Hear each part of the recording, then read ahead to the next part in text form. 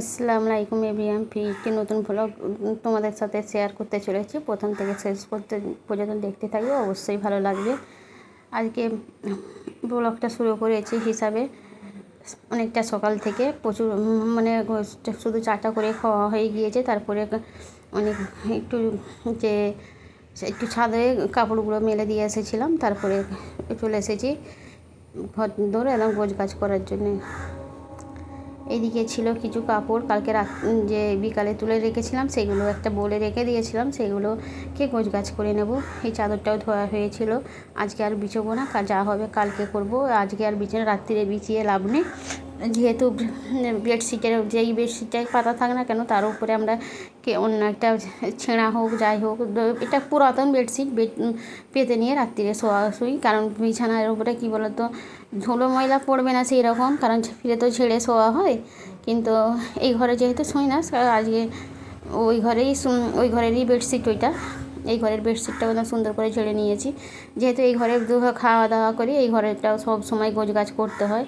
খাওয়া দাওয়া করলে কি বলো তো নোংরা হয়, যেহেতু সকালবেলা একটু চা করে খেয়েছিলাম, মুড়ি টুড়ি খাওয়া হয়েছিল, বাবুকে খেয়েছিল, বাবুকে খেলে একটু গুঁড়া গাঁড়া পরে ওইগুলোকে ছেড়ে একদম পরিষ্কার করে দিক থেকে একদম খাটের তলা থেকে একদম সুন্দর করে পরিষ্কার করে নিচ্ছি। এক হাতে কী বলো তো খাটের তলা প্রত্যেক দিন ঝাড়ু মেরে দিলে আর আলাদা করে নোংরা হয় না। এদিকে রিঙ্কিকেও একটু ক্যাটফুড দিয়ে দিলাম, তারপরে ড্রেসিং টেবিলটা সবটা গোছগাছ করে নিয়েছি। মানে রাত্রিরে তো গোছগাছ করা থাকে, যতই গোছগাছ করা থাক না, দেখতে পাচ্ছ কেমন ঘরে অপরিষ্কার হয়ে যায়, টেবিলের ওপরে এটা ওটা চাপানো থাকে। মানে সবটা তো আর করে শোয়া সম্ভব হয় না, একটু অনেকটা রাত করে শোয়া হয়। যেমন বিস্কিটের ডিব্বা, চা পাতি এইগুলো সব কাছেই থেকে যায়। এই কারণে তোমার দাদাভাই তো সেই 11টা হোক 11:30টার মধ্যে যে রাত 11:30টার মধ্যে মানুষ ভাত খায়, কিন্তু আমরা ওই সময় একটু চা করে খাই, লিকার চা খাই ওই সময়। কারণে অত রাত্রিরে যে দুধ চা করে খাওয়া হয় তাহলে অ্যাসিডিটি হবে, ওই জন্য একটু লিকার চা খাওয়া হয়, কারণ ঘুম ধরবে না হলে অত অনেকটা রাত করে যেহেতু শোয়া হয়, সেই কারণে একটু রাত্রিরে একটু চাটা করে খাওয়া হয়। তার মধ্যে 1টা পর্যন্ত কাজ করা হয়। এই কদিন একটু তাড়াতাড়ি করে উঠে যাচ্ছে, এতগুলো থালা বাসন ছিল, অনেকটা ভিডিওটা কাট করে দিয়েছি। তারপরেও দেখো না কতটা এইগুলো কিন্তু থালা বাসন যে আমি খাওয়া দাওয়া করি ব্যবহার করা হয়, যে এক্সট্রা থালা বাসন থাকে সেগুলো রেখে ছিল, বা যে টেবিলে গোছগাছ করা ছিল। মানে মেহমান আসলে অনেক জিনিস বের হয়, সেগুলো তো অনেক সময় তোলা হয়নি। সেগুলো মানে তুলতে গেলে কী বলো তো অনেক, যেমন পেয়ালাগুলো আমার শাশুড়ি মেয়ে যখন খাওয়া দাওয়া করে তখন অনেকটা প্রয়োজন লাগে। মানে যেহেতু সেখানে খাবারটা ঘরে দিয়ে আসি, সেখানেই রয়ে যায়, ওই কারণে অনেকগুলো জিনিস লাগে, সেগুলো আর তোলা হয়নি। ওই ফিরে সেগুলো রয়ে গেল, সেগুলো ধুলো ময়লা পড়ে যায়। এই খঞ্চাটা যেমন কোনোই প্রয়োজন লাগে না, কারণ হয়তো কোনো সময় সবজি টবজি কেটে এক সময় নিলাম, বা সবজিগুলো একবার রাখলাম, তারপরে হিসাবে ধুয়ে রেখেছি, সেগুলো একটা ধুলো পড়ে গেল, এগুলো প্রত্যেকটা একদম চুপিয়ে ধুয়ে নেবো। ওই ঘরটা তার মধ্যে গোছগাছ করে চলে এসেছি। ওই ঘরটা ভিডিওটা শেয়ার করতে পারলাম না, মানে ব্লগটা অনেকটা বড় হয়ে যাবে। দ্বিতীয়ত আর সব সময় যদি ক্যামেরা করতে যাই না, মানে যে কাজ 5 মিনিটে 10 মিনিটে হয়ে যাবে, সেই কাজে আধ ঘন্টা লেগে যাবে। এমনি কথা বসে বললাম 5 মিনিট একটা ঘর গোছগাছ করতে 5 মিনিটে হয় না তো, কিন্তু যেহেতু রাত্রিরে শোয়া হয়, প্রত্যেকটা বিছানায় চাদর থাকে। চাদর বলতে কী বলো তো, গায়ে দেওয়ার চাদর। আগে কাঁথা ব্যবহার করা হতো, কিন্তু এখন বর্তমানে তো কাঁথা মাথা সেরকম নেই, বা কেই বা করবে। আর আমি যেহেতু মানে নিজে একটা কাজটা করতে হয়, সংসারের কাজ তো আছেই, তার মধ্যে আবার নিজে ইনকাম করা কিছু বলো তো সেইটা আমার পক্ষে সম্ভব নয়। এসব কাঁথা ফাঁতা করা আমার পক্ষে একদমই সম্ভব নয়। মানে ছুটির মধ্যে হয়তো কোনো সময় ছুটি পেলে সেই সময় আমি হিসাবে একটু রেস্ট নিই, মানে সেই দিনটা একটু সারাদিনই শুয়ে থাকি, কারণ এই এতটা আরাম লাগে কি বলবো। মানে হয়তো 15 দিন একদিন ছুটি পেলাম, একদিন বলতে হয়তো একবেলা ছুটি পেলাম, রাত্রিরে আবার কাজ থাকতে হয়। আর যখন কাজ না থাকে না, তখন আলাদা একটা টেনশানও হয়, যে কাজ না করলে আমাদের তো আর চাকরিজীবী নয় যে কাজ না করলেও তবু পাবে টাকা, সেরকম তো ব্যাপার নয়। মানে কাজ না হলে খুবই অসুবিধা।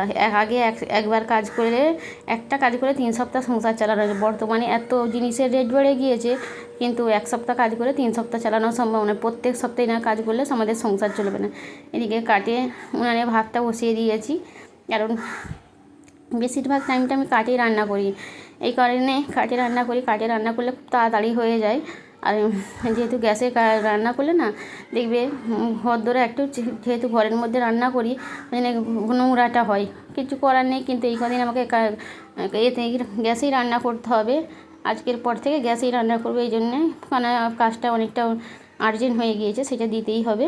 ওই কারণে কাজটা ভাবছি করতে গেলে এই চুলোয় রান্না করলে কিন্তু অনেকটা লেট হয়ে যাবে। যেহেতু এখানে বসে থাকতে হবে, সেখানে রান্না চাপিয়ে দিয়ে দেবো, একটু কাজ করতে পারবো, এরকম হয়ে থাকে। এদিকে মশলাটা পেঁয়াজটা লাল হয়ে যাওয়ার পর আদা রসুন বাটা দিয়ে দিয়েছি। এদিকে মশলাটা দিয়ে আদা রসুনটা যেহেতু দেওয়ার পর তারপরে এবার মশলাটা দিয়ে দেবো। মশলাটা বলতে হলুদ, লঙ্কা, জিরে, মরিচ গুঁড়ো তারপরে দেবো। আজকে খুব অল্প খরচ, আজকে সংসারটা চাইলে দিয়েছি, এই কারণেই চাইলে দিয়েছি। আমাদের দাদাভাই বলছিল কিছু রান্না হবে, বলি না, আনতে গেলে তো 1 ঘন্টার মধ্যে কাজ কামাই হবে, কাজ কামাই করা এখন যাবে না। এই জন্যেই 4টের মতন ডিম আছে, ওই ডিমটা রান্না করব। হয়তো ছাদে কিছু শাক, এটা একটা শাক আছে, সেইটা তুলে না রান্না করব। ওই ডিম দিয়ে আলু দিয়ে রান্না করব, আর শাক একটু রান্না করলে হয়ে যাবে। তাই রাত্রিরে কিছু একটা করতে হবে। রাত্রিরে কিছু বলতে হয়তো 2টো ডিম কিনে ভেজে নেবো, এইরকমই ব্যাপার থাকবে। মানে নাহলে ভর্তা করার মতন আমার সময় থাকে না। কী বলো তো, কাজ থেকে উঠে অত রাতে ডিম ভর্তা করতে গেলে খুব বিরক্ত বোধ লাগে। ওই জন্য 2টো ডিম ভেজে নিলাম, সবাই হয়ে গেল। এদিকে শাকটা তুলতে চলে এসেছি। এদিকে গদিটা কদিন ভরে শুকোচ্ছে ঠিক নেই, মানে 3 দিন 4 দিন ধরে গদিটা শুকোচ্ছি, কারণ ওই একটু করে শুকোনো হয়, তারপরে বৃষ্টি চলে আসে, সেটা আবার গুছিয়ে সিঁড়ি ঘরে রেখে দেওয়া হয়। সেইটা তারপরে মানে একটু একটু করে শুকোচ্ছে। কালকে শুকোনো, আজকে যেহেতু অনেকটা পরিমাণে রৌদ্র হয়েছে, তাহলে শুকোনোটা কমপ্লিট হয়েছে। মানে এবারে আকাশটা মেঘলা হয়ে এসেছে, অসুবিধা নেই। আমার গদিটা শুকিয়ে গিয়েছে, মানে 2 দিন ভালো রোদ্দুর দেওয়ার পর শুকিয়ে গিয়েছে। এদিকে শাকটা তুলে নিচ্ছে। ক্যামেরাটা আমার ছেলেকে করতে বলেছি, ইচ্ছা করে ক্যামেরা নাড়িয়ে দিয়েছে, দেখতে পাচ্ছ।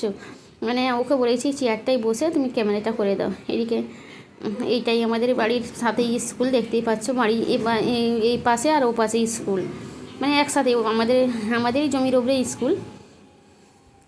আমার দাদা শ্বশুর দান করেছিল। আর এইদিকে এই শাকগুলো খেতে এত ভালো লাগে কি বলবো। আমি কিছুটা দানা ছড়িয়েছিলাম সেই শাক, আর যে কেনা দানা, যে লোটে শাক, লাল লোটে, সাদা লোটে, এরকম দানা ছড়িয়েছিলাম সেই শাক। আর তারপরে যেগুলো যে বাগানে পড়ে যে শাকগুলো হয় সেই শাক, তার মধ্যে কিছুটা লঙ্কা তুলে নেবো, 2-3টে লঙ্কা তুলে দেবো। এদিকে উচ্ছে গাছটা কত সুন্দর হয়েছে দেখতে পাচ্ছ। উচ্ছে গাছটা এত পরিমাণে উচ্ছে হয় কি বলবো, মানে 5-6টা এর আগে যখনই তুলি 5-6টা হয়ে যায়। মানে 5-6টা হওয়া মানে একটা উক্ত চলে যায়। মানে কিছু কিছু জিনিস ওই ছাদ দিয়ে এক সময় বাজারে না গেলেও সবজি তুলে রান্না করে নিই। এদিকে বাচ্চাগুলো সব খেতে বসে গিয়েছে।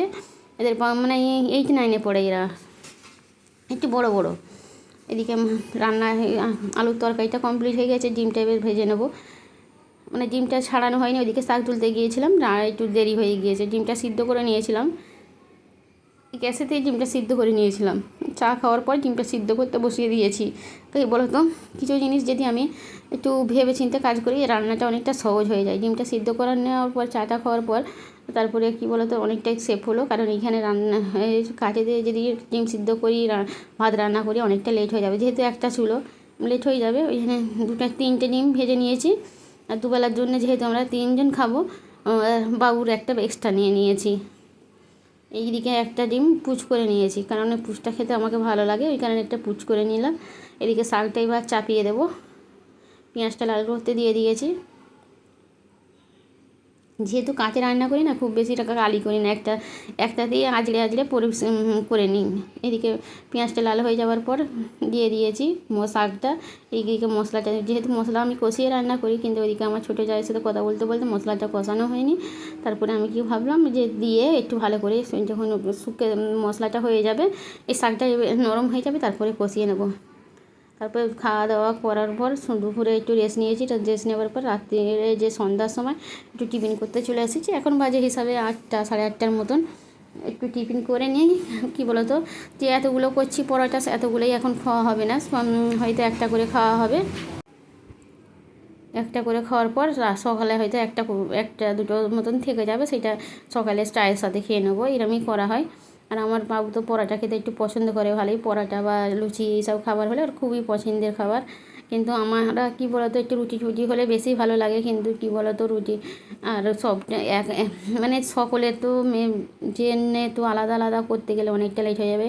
যখন শাশুড়ি মা খাওয়া দাওয়া করে তখন তো হিসাবে তার জন্য আলাদা আমাদের, তার সাথে আমার রুটিটা হয়ে যায়, খুবই ভালো লাগে। এদিকে চুলোটা জ্বাইলে তারপরে দিয়ে দিয়েছি 4টের মতন সেঁকা পরোটা বানিয়েছি। আমি 5টা করেছি, 4টে 5টাই করা হয়েছে, 2টোর মতন থেকে যাবে, সকালে খাবো সেইটা। প্রত্যেকটা পরোটা সুন্দর করে ভেজে নিয়েছি।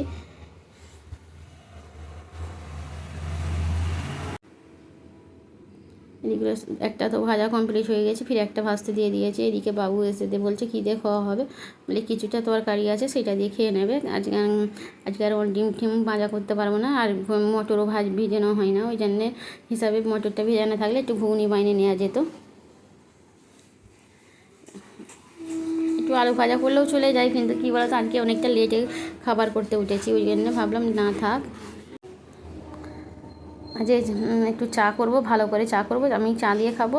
কী বলতো চা দিয়ে খেতে অনেক সময় পরোটা ভালো লাগে।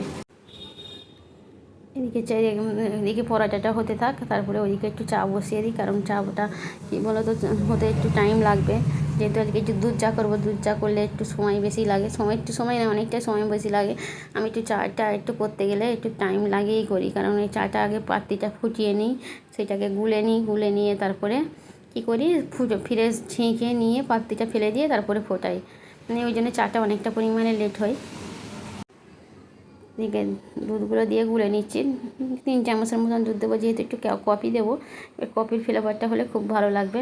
কফিটা কী বলতো ঘরে অনেক দিনই ছিল, সেই দিনে ভাবছিলাম যে বৃষ্টি হচ্ছে একটু কফি করে ভালো হতো, কিন্তু কফিটা ছিল আর মনে ছিল না। আজকে দেখি না ড্রয়ারে রয়েছে, ওয়ার্ড্রপে রয়েছে, তো সেটা কি বের করে বলি আজকে কফি বানানো হোক। আর কফি খেতে মাঝে সাঝে ভালোই লাগে।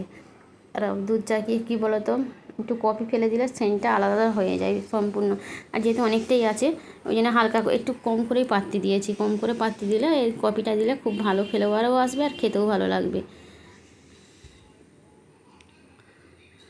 সবটাই ঢেলে দিলাম, হাফ ছিল, একটা 10 টাকার প্যাকেটের হাফ ছিল। এবারে চাটা সমস্ত ছেঁকে নেবো, ছেঁকে নিয়ে পাত্তিটা ফেলে দিয়ে ওই জায়গাটা ধুয়ে ফিরে বসাবো। এমনি ধোয়া বলতে একটু পানি বুইলে ধুয়ে নেব, তাহলে পরিষ্কার হয়ে যাবে।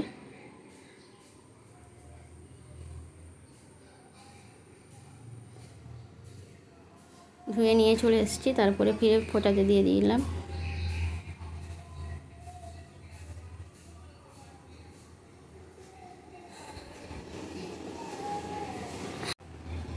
এখন ভয়েসটা দিচ্ছি এত পরিমাণে টোটো যাচ্ছে কী বলবো, তার সাউন্ডের জন্য একটু মাঝে মাঝে স্টপ করছি, ওই জন্য মানে অনেকটা স্লো হয়ে যাচ্ছে, মানে প্রচুর নেমে মানে আমাদের পিছন দিয়ে তো গাড়ি যায়, ওই জন্য দিনের বেলা ভয়েস দিতে গেলে খুবই অসুবিধা হয়। যেহেতু রাত্রিরে কালকে অনেকটা পরিমাণে ভয় লেগেছিলো, মানে রাত 2টো বেজে গিয়েছিলো, তো তোমাদের দাদাভাই ওই ঘরে শুয়ে পড়েছিল, এই ঘরে ভয়েস দিতে চলে এসেছিলাম, আর একটু মানে গাটা ছমছম করছিলো, ওই জন্য আর ভয়েস দিতে নিয়ে চলে গিয়েছিলাম, ওই কারণে অনেকটা ভয় লেগে গিয়েছিলো।